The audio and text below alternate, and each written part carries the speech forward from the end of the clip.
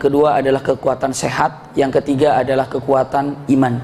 Iya, kalau harta hilang sebetulnya tidak perlu ngaruh dengan kita ini, karena sehebat-hebatnya harta makin lama ya kalau tidak sempat menggunakan dengan baik akan hancur.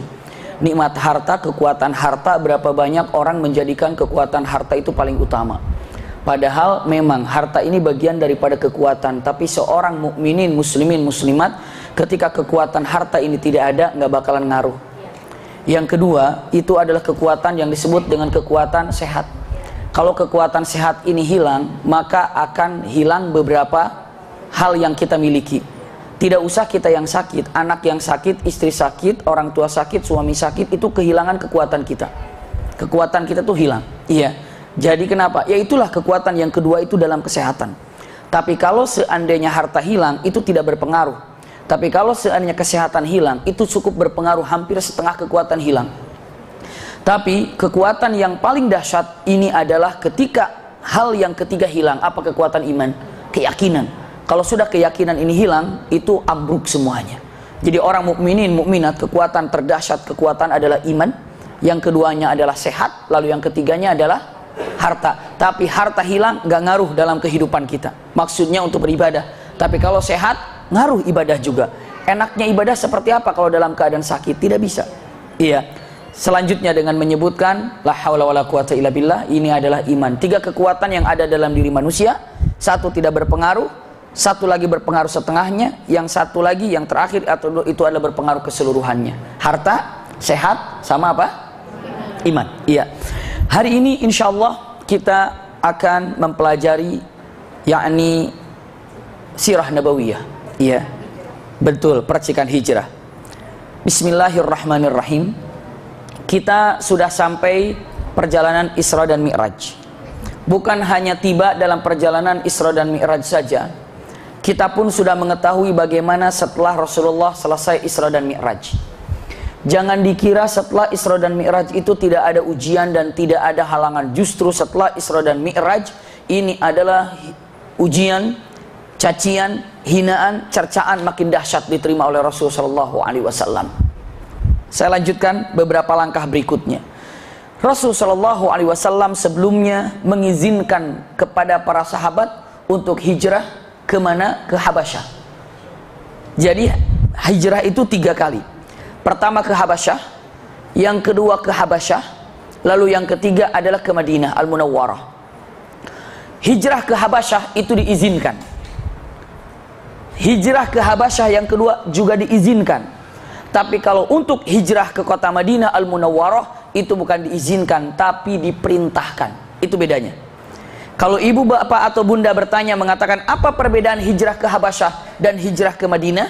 Hijrah ke Habasyah itu diizinkan. Yang mau monggo, yang enggak apa-apa. Tapi kalau untuk hijrah ke Madinah wajib untuk berangkat ke kota Madinah. Itu hukumnya wajib. Hijrah ke Madinah hukumnya wajib.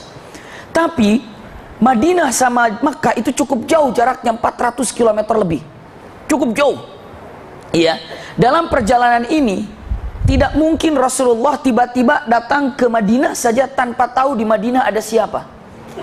Rasulullah di kota Madinah itu bukan mengadu nasib, bukan bagaimana nanti di sana, tidak. Tapi apa? Sudah dicanangkan, sudah disiapkan, namanya adalah kekuatan-kekuatan di kota Madinah. Jadi bunda, singkat ceritanya, untuk saya kasih tahu di awal, Rasulullah tiba ke kota Madinah, Islam itu sudah kuat di kota Madinah.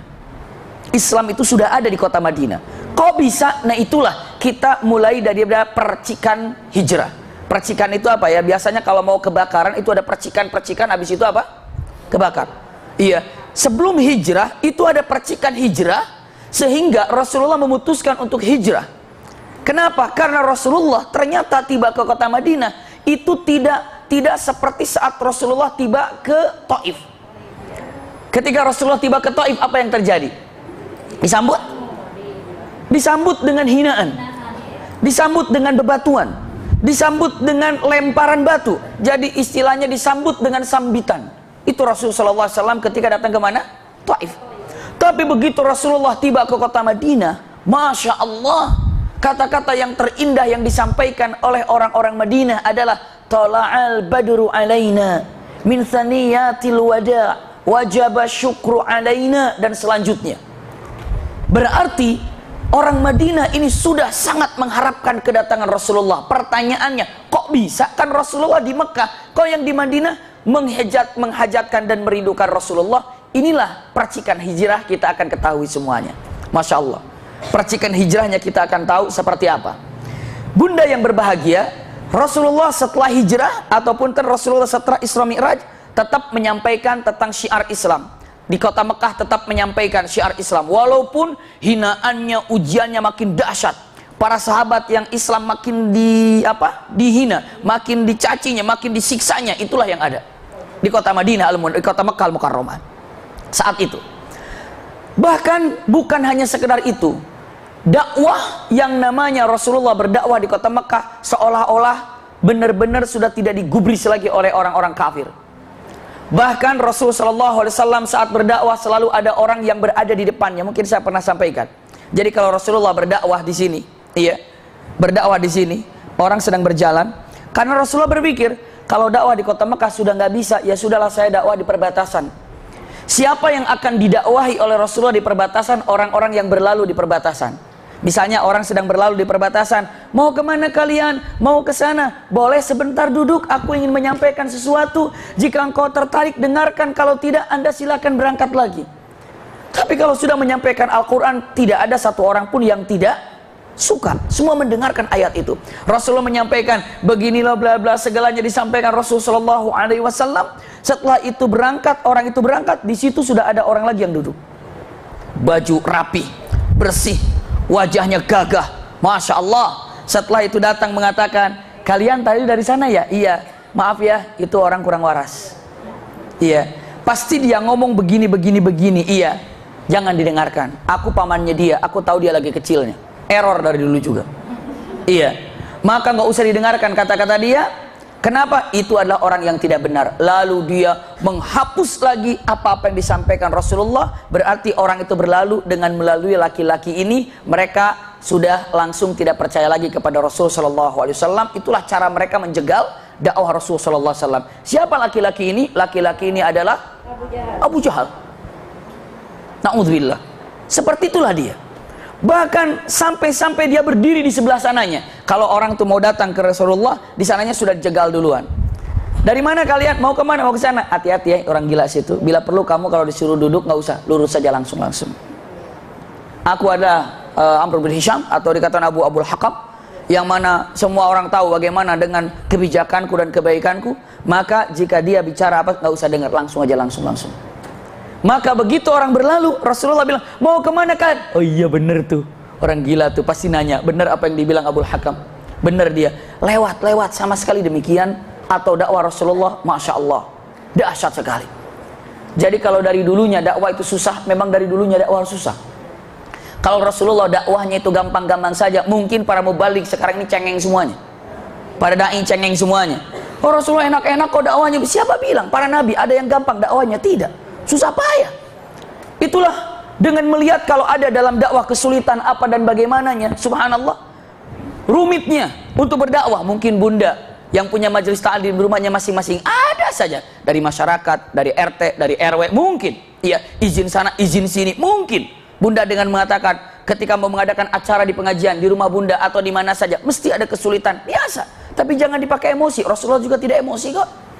Iya, Rasulullah cukup mengatakan Allahumma ighfir lahum fa innahum qaumun yajhalun wa la ya'lamun. Ya Allah ampuni mereka karena mereka itu orang-orang yang tidak tahu. Dan mereka itu orang-orang yang belum tahu.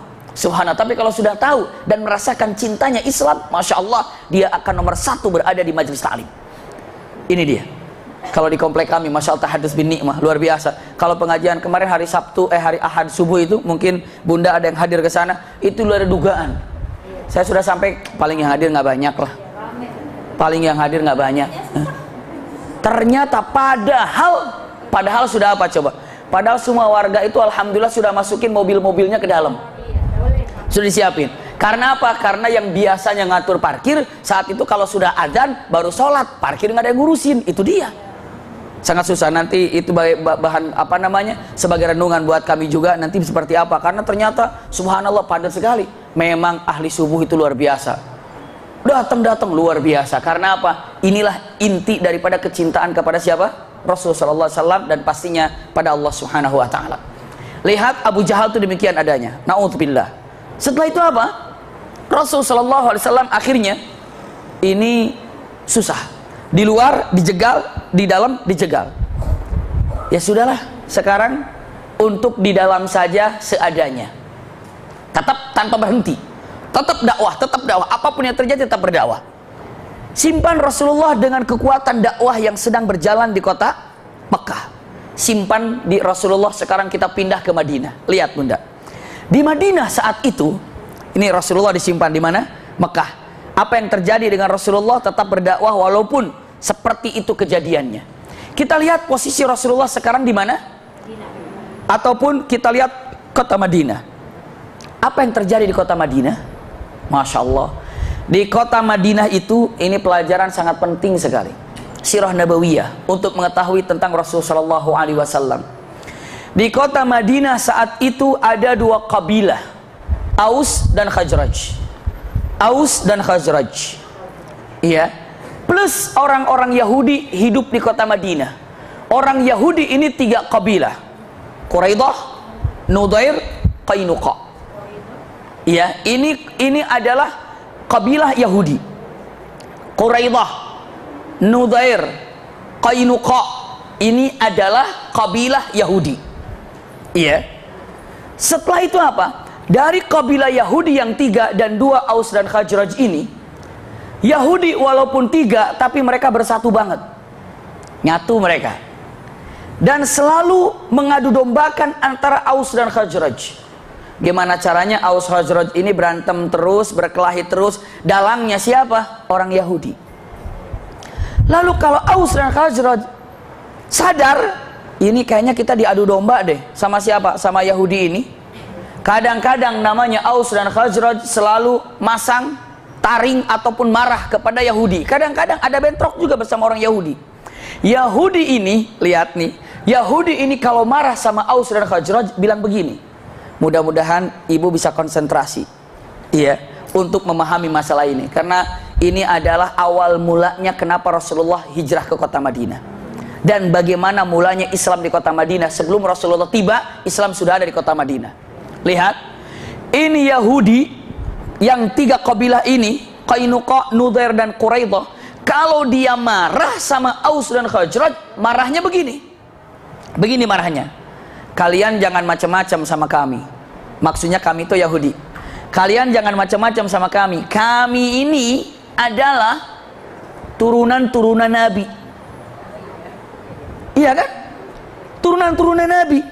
Kami ini Yahudi Bani Israel, awal mulanya itu daripada Nabi Ibrahim, lalu Nabi Ishak, lalu Nabi Yakub, lalu Nabi Yusuf, terus sampai akhirnya punten Nabi Musa, lalu sampai ke Nabi Harun, lalu sampai ke Nabi Zakaria, subhanallah, lalu sampai ke Yahya.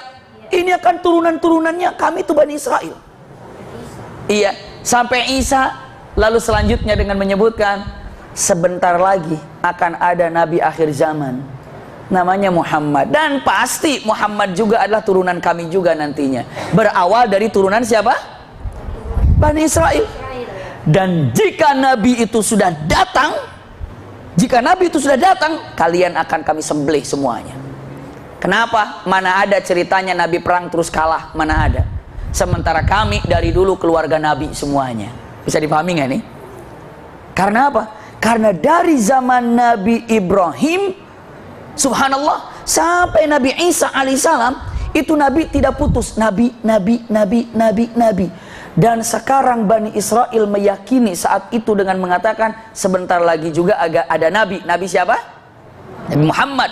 Hanya dia juga bingung. Kenapa? Nabi Isa nggak nikah. Iya kan? Turunan Nabi Isa nggak ada. Nabi Ishak juga nggak ada turunannya.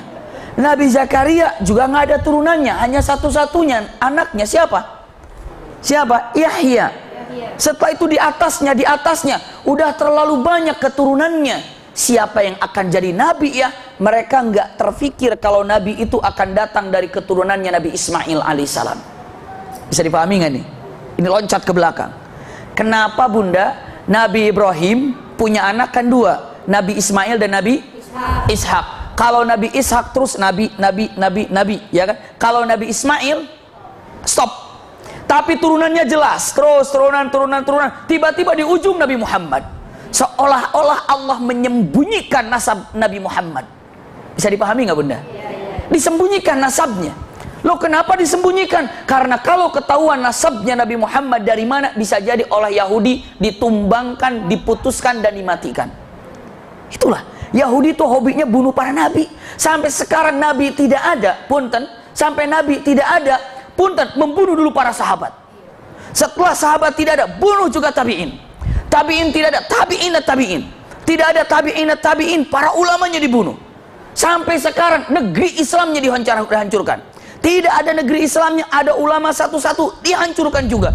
Memang dia itu hobinya membunuh orang-orang yang dekat dengan Allah Subhanahu wa Ta'ala.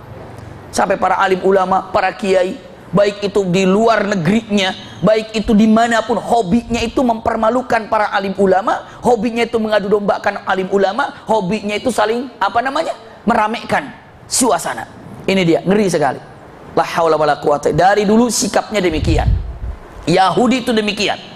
Maka saat itu Yahudi dengan mengatakan, Aus Khazraj, ingat ya, jika kalian nanti tahu kalau Muhammad sudah datang dan Muhammad itu dari kita, pasti kalian akan disembelih. Maka ancaman itu terngiang-ngiang. Pokoknya kalau ada masalah, Yahudi ngomong, awas, hati-hati, datang Muhammad, sembelih. Awas, hati-hati, ini kami turunan Nabi, sebentar lagi Muhammad juga akan datang, ini zamannya Nabi. Aus dan Khazraj merasa ketakutan. Aduh, takut juga ya kalau ada Muhammad, nih ngeri juga ya. Ada Muhammad, ngeri juga ya. Sementara mereka sudah mengklaim kalau yang namanya Muhammad ini adalah turunannya dari siapa? Bani Israel. Lihat selanjutnya, ancaman yang paling kuat dan menakutkan bagi Aus dan Khazraj adalah kedatangan siapa? Nabi Muhammad. Tapi yang namanya Yahudi itu haram menyembah berhala. Mereka tahu kalau diajak berhaji, haji yuk ke Mekah, haram kita. Kenapa? Berhala di Mekah itu kebanyakan. Dan bukan kebanyakan, kami tidak boleh menyembah berhala. Kami akan berhaji kalau di Mekah tidak ada berhala. Agama kami haram untuk menyembah berhala, itu adalah syirik, nggak boleh. Maka orang Yahudi nggak ada yang ke Mekah. Kenapa? Nggak mau selagi di Mekah ada berhala. Tunggu nanti kalau udah Nabi dihancurin tuh berhala tuh. Subhanallah. Mereka Yahudi itu tahu yang hak tapi tidak mau mengikutinya. Ada dua kata-katanya, ghairil maghdubi alaihim waladhdallin. Maghdub itu yang dimurkai, waladhdallin yang sesat. Yang dimurkai itu siapa? Adalah orang-orang Yahudi. Kenapa? Karena mereka tahu benar tentang kebenaran tapi tidak mengikutinya. Itu orang Yahudi. Tapi kalau dhalin ini adalah orang sesat, dia berada dalam keadaan sesat tapi dirinya tidak sadar kalau dirinya sesat. Orang Nasrani seperti itu. Jadi orang Nasrani itu nggak sadar kalau dirinya salah, tapi dirinya merasa benar. Kekeh, itulah Nasrani. Tapi Yahudi dia tahu kalau dirinya salah, tapi dia kekeh berada dalam kesalahannya. Itulah yang ada. Punten, ibu pernah nggak diri ibu salah tapi ibu nggak nyadar kalau ibu salah? Pernah. Sering. Ibu pernah nggak ibu berbuat salah dan ibu sadar kalau itu salah? Lebih sering lagi. Iya. Iya, pernah saya sampaikan di pertemuan waktu keluarga di Rumil di sini untuk pasutrinya antara syubhat dan syahwat. Saya sudah terangkan apa syubhat dan apa syahwat. Subhanallah. Nah, Yahudi ini ancamannya demikian. Nggak mau haji, kenapa? Ada berhala. Terus gimana? Tunggu aja, saya mau tunggu Nabi pokoknya.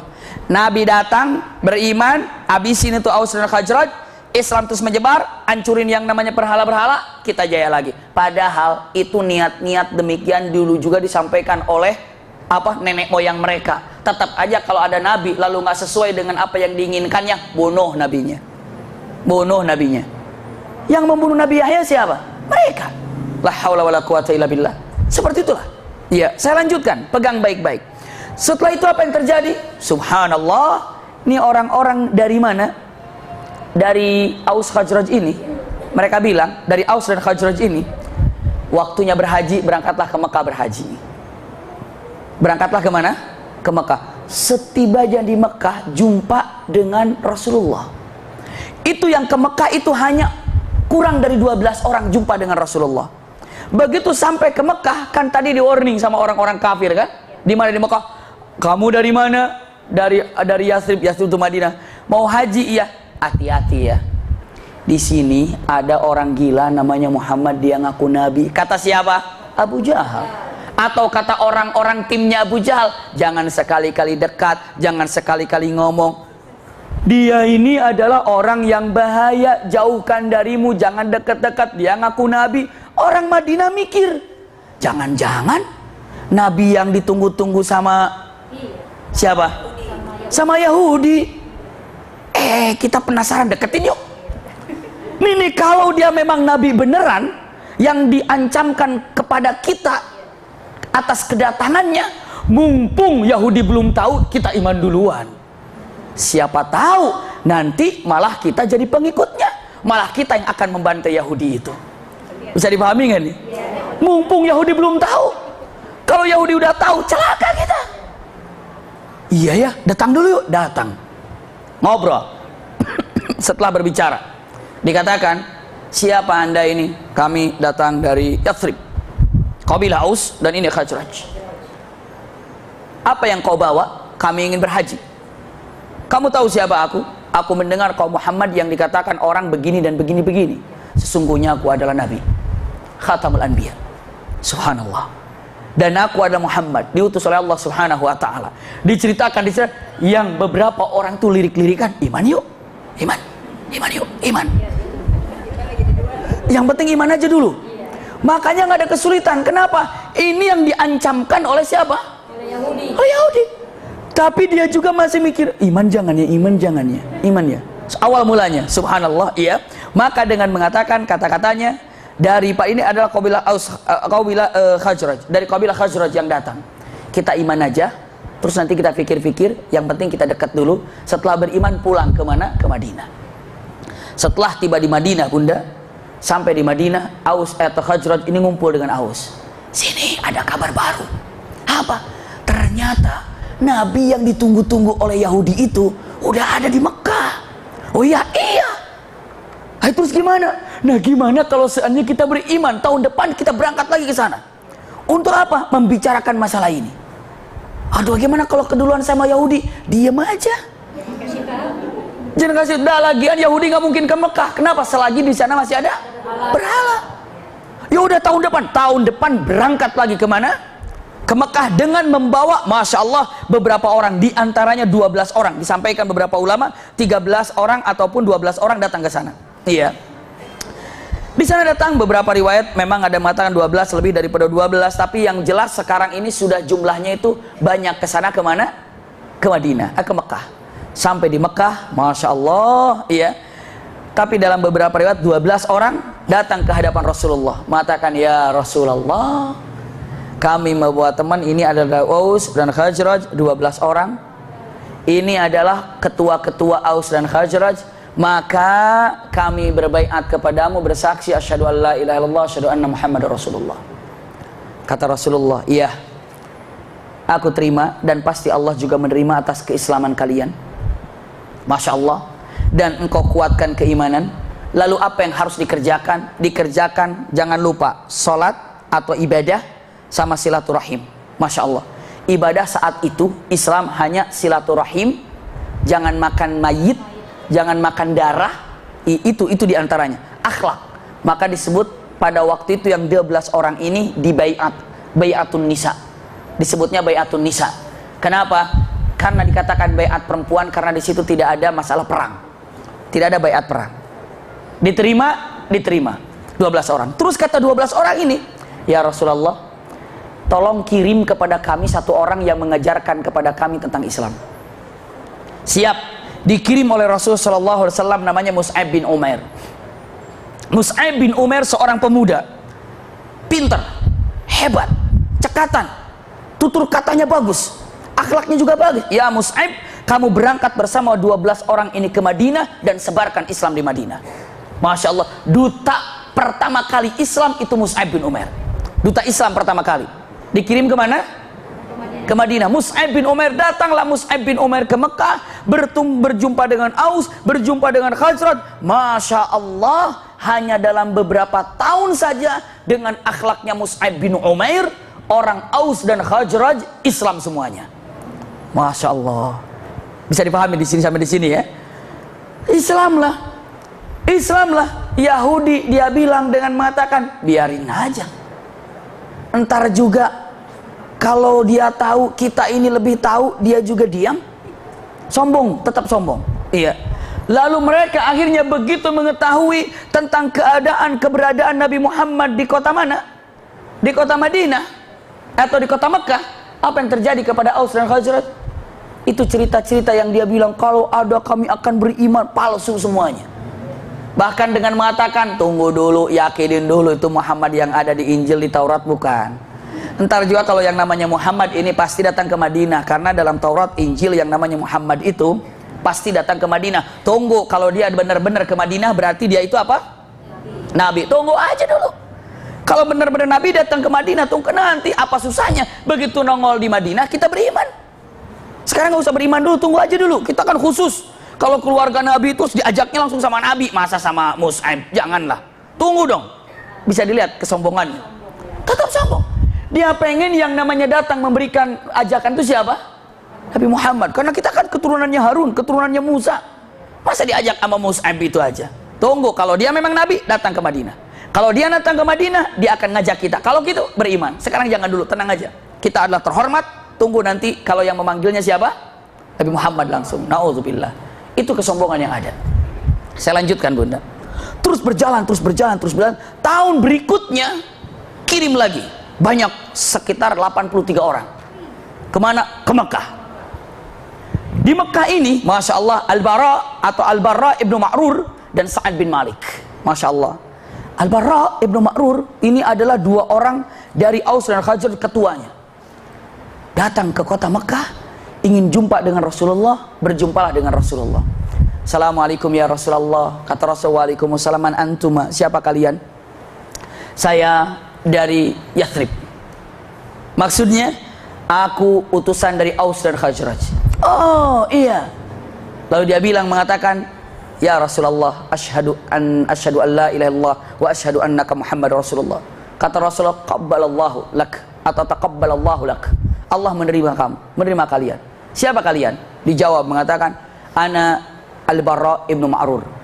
Aku adalah Al-Bara ibnu Ma'rur. Lalu kamu siapa? Tanya satu lagi. Aku adalah Sa'ad bin Malik.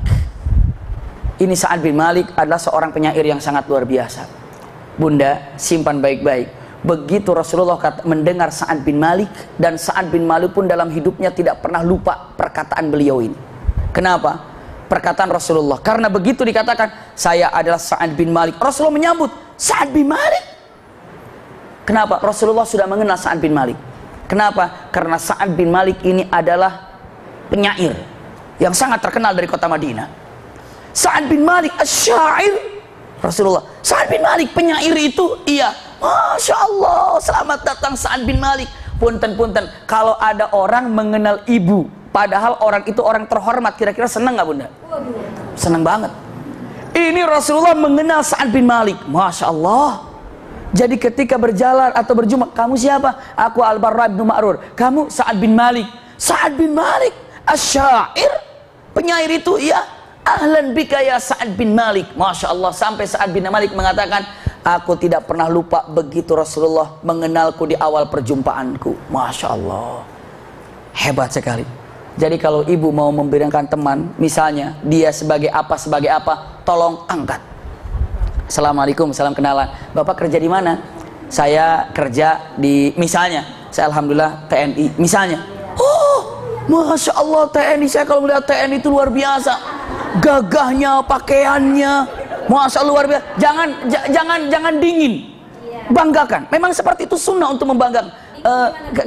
Misalnya di bapak di mana? Saya TNI ya. Banyak sih kayak gitu. Astagfirullahaladzim. Iya. Atau dengan mengatakan benar-benar ini berada dalam cinta yang ada. Ketika ditanya, maaf Mbak tugasnya apa? Alhamdulillah saya di rumah sakit kerjanya. Masya Allah luar biasa. hebat, bisa nolong orang, bisa itu, bisa ini. Puji. Mbak sebagai apa? Alhamdulillah saya di pasar berdagang. Masya Allah, dagang tuh luar biasa. Dagang itu adalah rizkinya luar biasa, Allah yang ngatur. Bisa nggak? Setiap kita tahu berkenalan, dia sebagai apa? Angkat dengan kesibukannya. Jangan bilang becek gitu ya. Apa itu? Nggak usah nanya sama Pero. Udah tahu jawabannya. Jadi kalau orang ditanya sebagai apa, misalnya saya ada di rumah aja, Masya Allah, ibu rumah tangga itu luar biasa, hebat. Iya, pekerjaan yang tanpa ada penghargaan kadang-kadang. Iya, kadang-kadang kenapa? Anak nilainya bagus, bagus semua, nggak pernah dibilang suaminya keren mah, berhasil. Tapi kalau seandainya anak nilainya jelek, gimana sih mah di rumah, baru dimarahin. Subhanallah. Kadang-kadang begitu. Iya. Subhanallah punten. Kayaknya begitu dia sebagai apa? Angkat. Rasulullah SAW asyair. Masya Allah. Penyair. Iya, luar biasa penyair. Kenapa? Punten. Kenapa Rasulullah bahagia dengan Sa'ad bin Malik menjadi Islam penyair? Bunda, kalau sekarang kan ada TV, ada radio, ada koran. Dulu mana ada koran, ada radio, ada TV? Nggak ada. Tempat untuk menyebarkan itu melalui para penyair. Penyair itu kata-katanya sangat didengarkan. Penyair itu luar biasa. Jadi posisi penyair itu zaman itu persis zaman sekarang, posisi penyair itu bagaikan apa? Media. Seperti media. Iya, media apa? Media untuk menyampaikan hal-hal yang ada. Masya Allah, media itulah yang dikatakan para penyair. Maka Rasulullah sangat senang sekali ketika Sa'ad bin Malik masuk Islam. Ini buktinya. Rasulullah pernah didatangi oleh orang Arab, bilang, ya Muhammad, tolong dong, saya ingin belajar sholat. Ya udah, belajar sholat. Cuma masalahnya orang ini nggak bisa ngapalin rokaat. Rasulullah bilang, ingat ya, zuhur 4 rokaat, asar 4 rokaat, habis itu maghrib 3 rokaat, habis itu isya 4 rokaat, habis itu subuh 2 rokaat. Ya, baik, coba ulangi lagi. Asar berapa tadi ya? Zuhur berapa ya? Dia bingung, nggak bisa. Rasulullah bilang, denger ya. Rasulullah lembut sekali. Asar 4, zuhur 4, maghrib 3, isya 4, subuh 2. Oke? Iya. Zuhur berapa? Berapa tadi? Bingung. Sampai Rasulullah ini gimana cara ngajarnya? Datang penyair. Beberapa riwayat Sa'ad bin Malik. Ya Rasulullah, aku yang akan mengajarkannya. Silahkan. Pakai syair baru hafal. Syair. Iya. Jadi kalau syair itu biasanya kan kalau kita seperti sajak pantun yang ujungnya gitu kan? Kalau gitu kan indah cara ngapalnya. Lihat kata penyair ini mengatakan. Dengarkan. Dia bilang, inna salata arba'un wa arba'. Nah ini kan? Thumma salasatun. Lihat. Thumma salasatun ba'dahu arba'. Wal fajru rak'ataini la tudayya. Semuanya ujungnya apa? Ain. Ya, katanya di mana? Inna salata arba'un fa arba'. Zuhur, asar. Fa arba'un fa arba'. Ya, thumma salasatun ba'dahu arba'. Terus 3, terus 4 lagi. Wal fajru rak'ataini, dan fajar rak'at la tudayya, jangan dihilangkan. Begitu, coba hafal nggak? Langsung orang Badu itu, inna salata arba'un fa arba', thumma salasatun ba'dahu arba', wal fajr rak'ataini la tudayya. Kata Rasulullah, bagus kamu hafal. Dia bilang, nah kalau gini saya paham. Subhanallah. Iya. Kadang-kadang itulah gaya syair itu kan luar biasa. Bisa memudahkan untuk hafalan. Kenapa ibu kadang-kadang bisa hafal lagu misalnya punten? Karena kadang-kadang syairnya apa? Indah. 1 jam saja misalnya, apa gitu kesananya. Subhanallah. Contohnya, subhanallah. Atau mau 2 jam saja boleh. Tapi yang jelas, ketika dikatakan hebat banget syairnya, jadi hafal. Coba kalau syairnya nggak hebat, nggak enak kan? Apa coba? Mau apa? Ini Al-Quran jauh lebih bagus, lebih indah. Maka orang-orang gampang menghafal Quran. Indah bahasanya, bisa dipahami ya. Ini dia yang namanya Sa'ad bin Malik. Lalu dikatakan, ya Rasulullah, kami ingin jumpa denganmu. Kapan kira-kira? Kami membawa 73 orang untuk masuk dalam keadaan syariatmu. Ada yang mengatakan 73, ada yang mengatakan 83. Silahkan. Iya. Lalu dengan menyebutkan, datanglah Datanglah dari kaum Aus dan Khazraj. Masya Allah, ke hadapan Rasulullah. Ini berada di mana? Di yang namanya di Bai'atul Aqabah. Datang 83 orang ini, ngumpul di situ. Lalu Rasulullah bertanya, mengatakan, bagaimana tentang kesetiaan kalian kepadaku ya Rasulullah? Yang 83, asyhadu an la ilaha illallah wa asyhadu anna Muhammadar Rasulullah. Semuanya orang mana? Orang Madinah. Rasulullah katakan, pertama, kalian harus ibadah kepada Allah, salat 5 waktu, karena sudah terjadi Isra dan Mi'raj. Iya. Lalu Anda sebarkan silaturahim. Lalu Anda laksanakan kebaikan-kebaikan, yang halal harus dibuang. Ingat, khamar atau apa ya punten, yang diharamkan harus dibuang. Yang haram harus dibuang. Yang halal, yang halas diambil. Yang haram diantaranya pada waktu itu punten khinzir. Atau punten, waktu itu diharamkan adalah mayit. Makan bangkai diharamkan. Terus harus sambungkan silaturahim, semua dikasih tahu. Lalu orang-orang mengatakan, ya Rasulullah, itu kan ibadah aku dengan Allah, kalau aku denganmu seperti apa? Lihat, ya Rasulullah disuruh sholat, puasa, zakatnya, sodakohnya, silaturahimnya, sebarkan silaturahim, cinta kasih sayang. Sa'ad bin Mu'ad saat itu, Sa'ad bin Ubadah punten, pimpinan dari Aus Khazraj, mengatakan, ya Rasulullah, itu kan ibadah aku dengan Allah, kewajibanku kepada Allah. Kalau kewajibanku kepadamu apa? Kewajibanku kepadamu apa? Dijawab oleh Rasulullah, kewajiban kalian kepadaku adalah menjagaku seperti kalian menjaga keluargamu sendiri. Bisa dipahami ya? Menjagaku seperti menjaga keluargamu sendiri. Sa'ad bin Ubadah mengatakan, ya Rasulullah, aku akan menjagamu seperti menjaga keluargaku sendiri.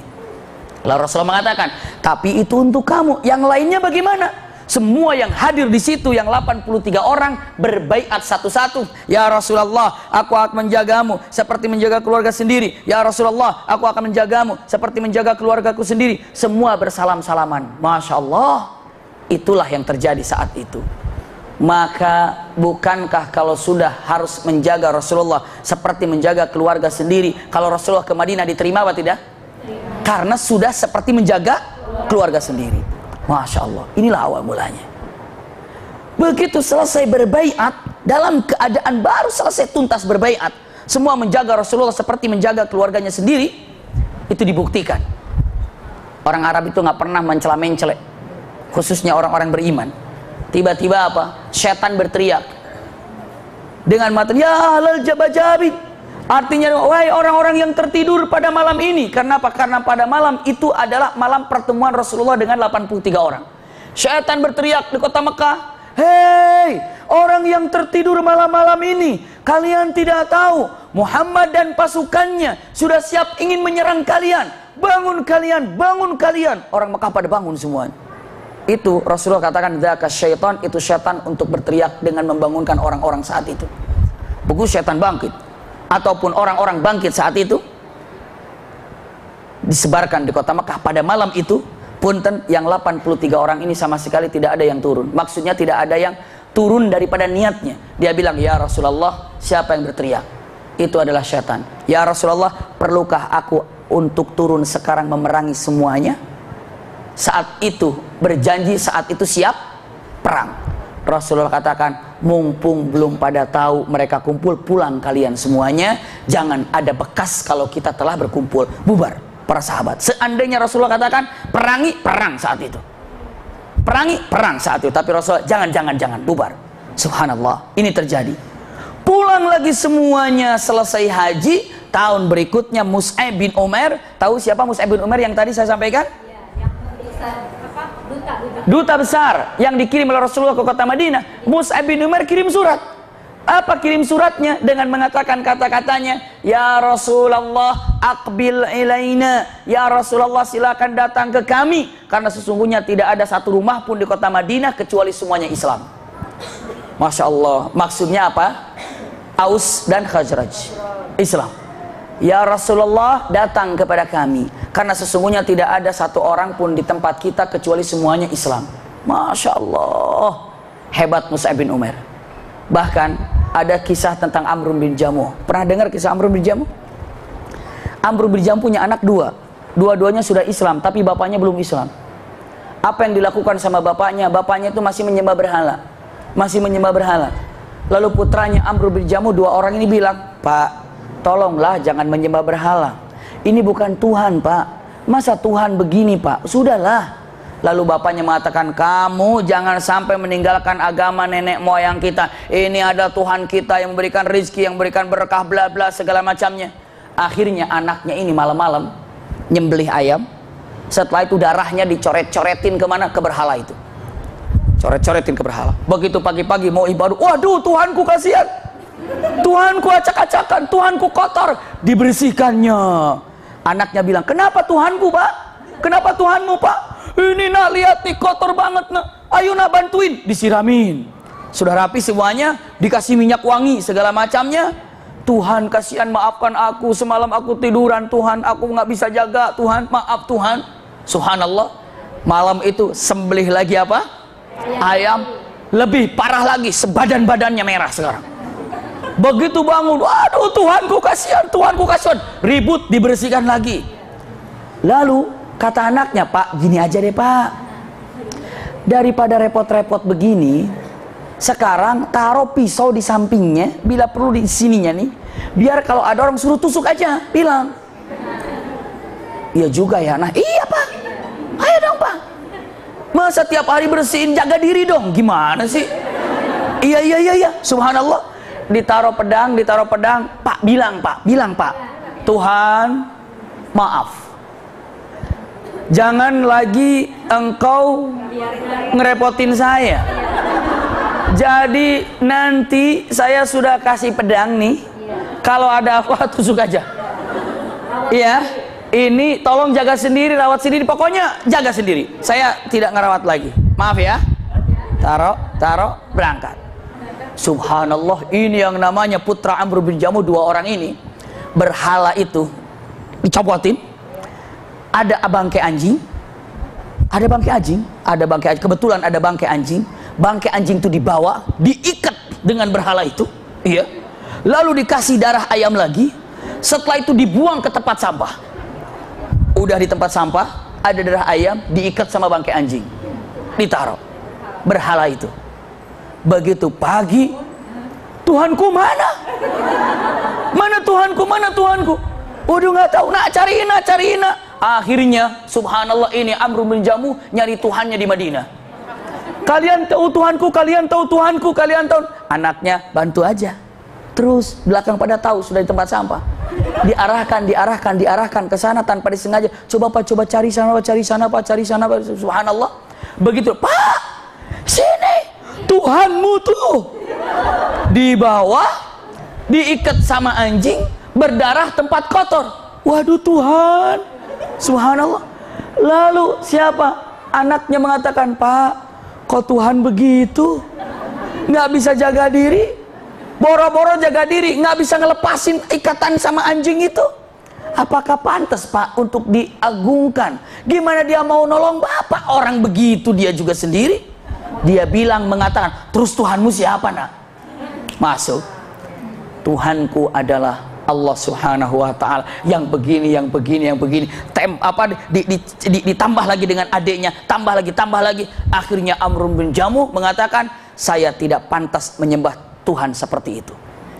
Pulang ke rumah, syahadat Islam. Amr bin Jamuh, subhanallah.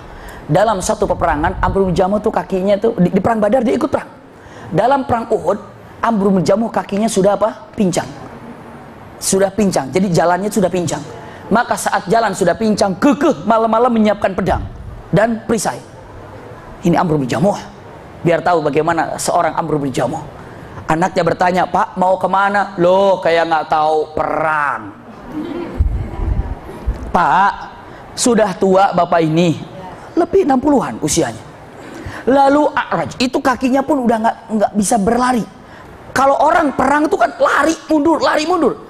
Subhanallah, bagaimana Anda bisa berlari, kakinya pun begini? Pak, cukup kami berdua yang akan perang. Tidak nak, aku akan perang. Pak, tolong Pak. Tidak, aku nah, Pak, tolong Pak. Jangan Pak. Saking sayangnya anak itu kepada orang tuanya. Ngadu sama Rasulullah, ya Rasulullah, bapakku ini keke mau perang. Padahal situasinya sudah demikian, sudah tua, sudah udzur. Tolonglah nasihati ya Rasulullah. Dinasihati ya Rasulullah. Kata Rasulullah, ya Amr bin Jamuh, Islam memberikan uzur yang syar'i kepada yang sudah sepuh demikian seperti Anda, dan kakinya pun sakit seperti yang Anda punya. Itu adalah Islam tidak memaksa untuk berjuang. Dan lagi pula dalam keluargamu ada 2 orang. Siapa yang 2 orang ini? Anaknya. Di rumah saja. Apa yang disampaikan oleh Amr bin Jamuh? Ya Rasulullah, bukankah firman Allah Subhanahu wa taala dalam Al-Qur'an mengatakan apa? Infiru khifafa wa thiqala. Segeralah, berjuanglah di jalan Allah, baik Anda dalam keadaan luang ataupun dalam keadaan waktu sempit, baik Anda dalam keadaan senggang atau dalam keadaan sibuk, baik Anda dalam keadaan sehat ataupun dalam keadaan sakit. Ayat ini menginspirasi saya untuk berjuang walaupun saya dalam keadaan seperti ini. Izinkan saya Rasulullah. Rasulullah bilang, nak, aku udah ngomong loh. Maksudnya apa? Wahai anak-anak Amr bin Jamuh, aku udah ngomong, udah bilang, tapi dia memang nggak mau. Ya sudah, kamu jaga aja bapakmu. Perang. Karena perang, anak-anaknya 2, Amr bin Jamuh berada di tengah, anak-anaknya otomatis jaga siapa? Jaga bapaknya. Kawas kak, itu musuh kak, dek awas kak. Amr bin Jamuh bawa pedang cuma nggak ketemu musuh. Mau ketemu musuh gimana? Ini dipampingi, didampingi. Kemana nih? La haula wala quwata illa billah. Ini kemana ketemu ini? Akhirnya, tunggu, kenapa? Kenapa Pak? Aku mau doa, tolong kamu aminkan. Sekali ini saja. Sekali saja. Aku doa, kamu aminkan. Semoga Allah kabulkan. Sekali saja. Dan ini doa yang ingin aku ungkapkan dalam hati saya. Tolong kamu aminkan. Baik, doa saja Pak. Saya akan aminkan. Janji Naya, janji. Doanya. Allahumma rzuqni syahadat. Allahumma la taruddani ila ahli warzuqni syahadah. Ya Allah, jangan engkau kembalikan aku ke keluargaku dan wafatkan aku di tempat ini dalam keadaan mati syahid. Itu doanya. Itu doanya. Anaknya, amin. Setelah itu anaknya bilang, monggo silahkan Pak. Subhanallah. Silahkan Pak. Maju bapaknya, wafat di medan perang. Subhanallah. Luar biasa. Allahumma la taruddani ila ahli warzuqni syahadah. Ya Allah, jangan engkau kembalikan aku ke keluargaku dan wafatkan aku mati syahid. Dijawab oleh anaknya, amin ya Rabb, amin ya Rabb. Sudah nak, bapak maju. Silahkan Pak. Silahkan Pak. Maju. Dan dalam keadaan seperti itu wafatlah bapaknya mati syahid. Amr bin Jamuh. Dalam keadaan sudah sepuh, pincang, tapi kekeh berada di medan perang. Hebat.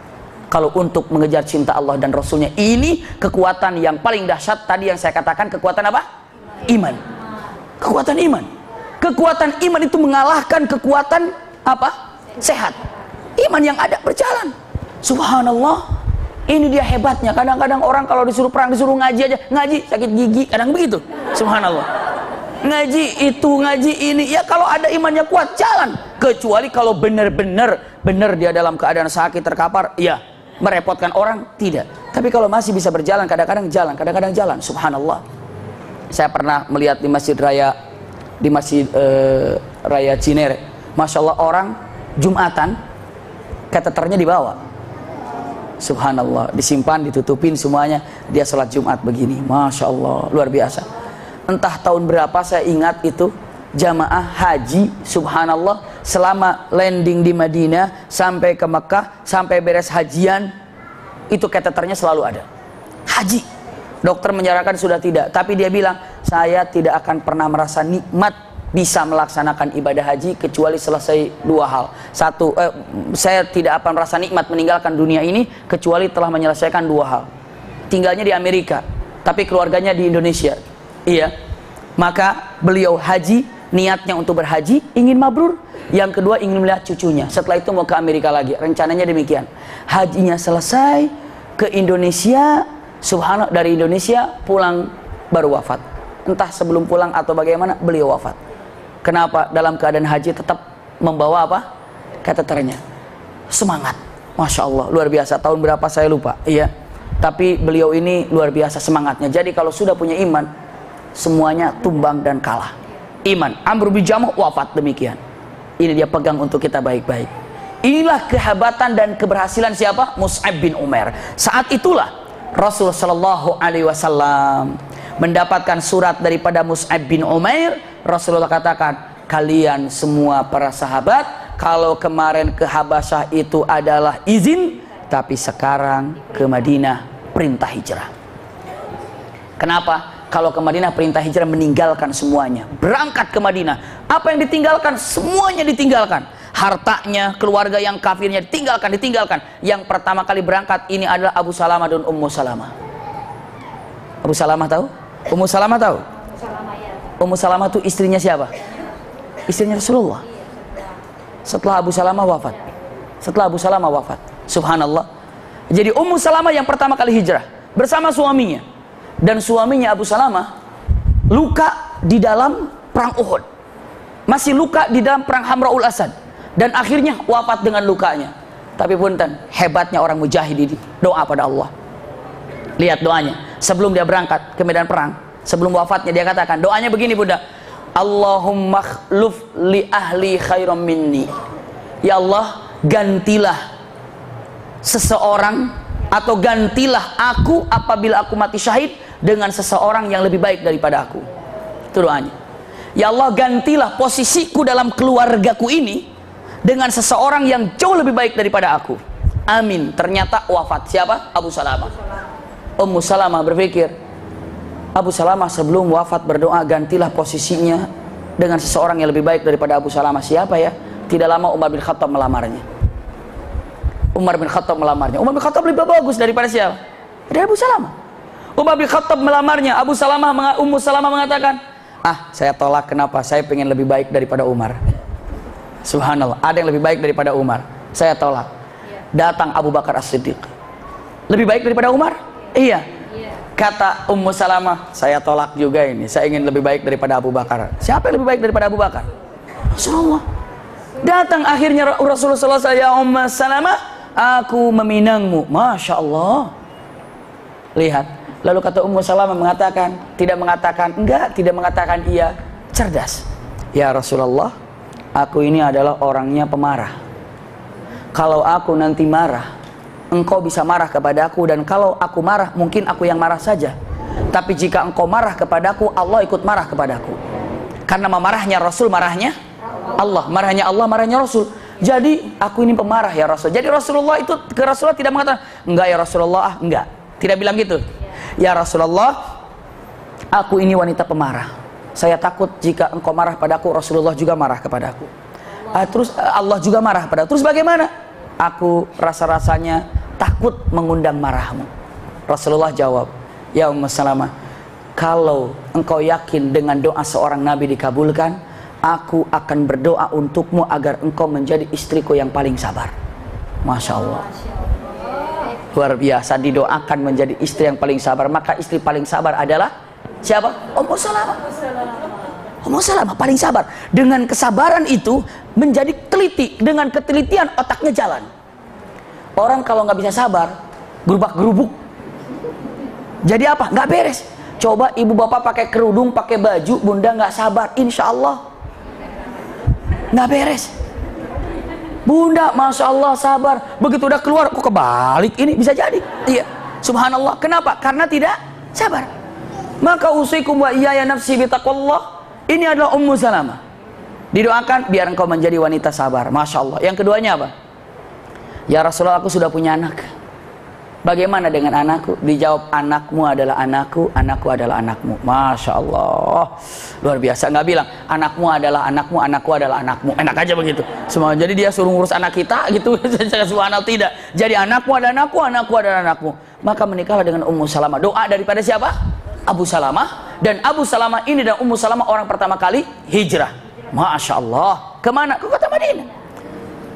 Ini adalah Ummu Salamah. Ini adalah Ummu Salamah. Iya. Punten. Semua para sahabat ke kota Madinah itu sembunyi-sembunyi. Ngendap-ngendap. Sembunyi-sembunyi. Kenapa? Takut apa? Ketahuan dibunuh. Kecuali yang tidak sembunyi-sembunyi satu orang. Siapa? Siapa yang hijrahnya terang-terangan? Siapa? Pastikan Umar ibn Khattab. Kalau orang mau hijrah malam-malam biar nggak ketahuan. Orang pada tidur keluar. Kalau Umar bin Khattab bukan. Malah pengumuman. Malah apa? Tawaf dulu. Malah bukan hanya sekedar itu, datang sama orang-orang yang berkumpul. Ini orang-orang Quraisy ngumpul. Umar bin Khattab datang, "Hei,